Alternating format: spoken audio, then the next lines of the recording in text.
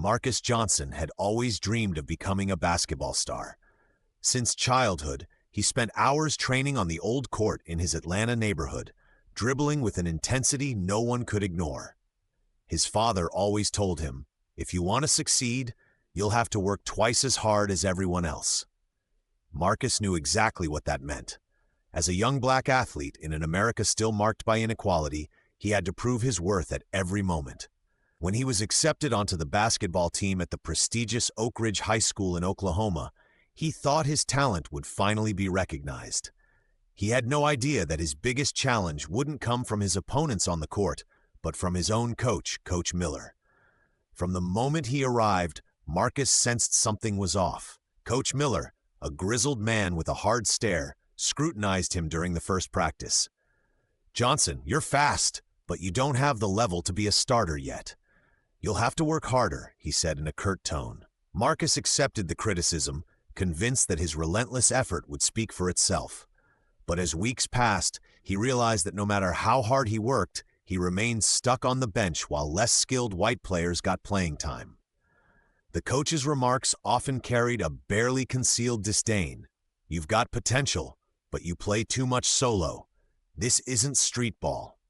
Every day, Marcus had to swallow these small, cutting remarks, which accumulated like weights on his spirit.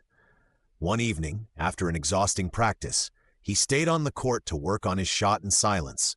His friend and teammate Mike, a white player who noticed the injustice Marcus was facing, approached him. "Man, it's obvious you're better than half the guys playing. I don't get why Miller keeps you on the bench." Marcus shrugged. He knew why. But what could he do? Challenge an authority figure who held all the power over his future? The injustice became even clearer when a college recruiter attended a key game. Just as Marcus was ready to step onto the court, Coach Miller stopped him with a cold gesture. "We're sticking to the usual strategy," he said before sending in another player instead. Marcus burned inside, his fists clenched so tightly his knuckles turned white. After the game, he overheard Miller telling another coach, "These kids have talent, but they always lack discipline." The words hit him like a slap in the face. A turning point came when a local journalist, noticing the unfair treatment Marcus was experiencing, wrote an article about him.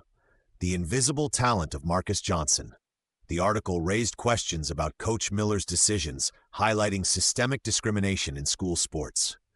The high school was forced to respond, and an internal investigation was launched.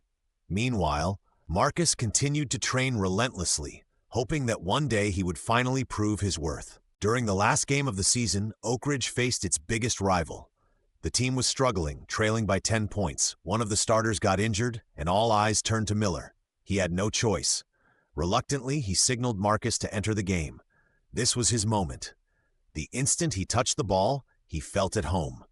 He executed perfect dribbles, precise passes, and flawless shots. Within minutes, he changed the course of the game. Every basket he scored was a silent response to all the humiliation he had endured. When the final buzzer sounded, Oak Ridge had claimed victory. The gym erupted in cheers, but Coach Miller's expression remained cold. After the game, a college recruiter approached Marcus. "You've got incredible talent, kid. We should talk about a scholarship." Those words were the greatest victory of his life. He had proven he was stronger than prejudice. His story, picked up by several media outlets, gained widespread attention. Coach Miller was suspended, and the school had to revise its practices. But for Marcus, the most important thing was something greater. He had shown everyone that talent and determination always triumph in the end.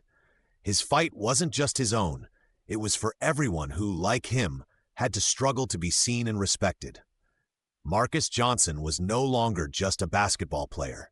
He had become a symbol of resilience and justice.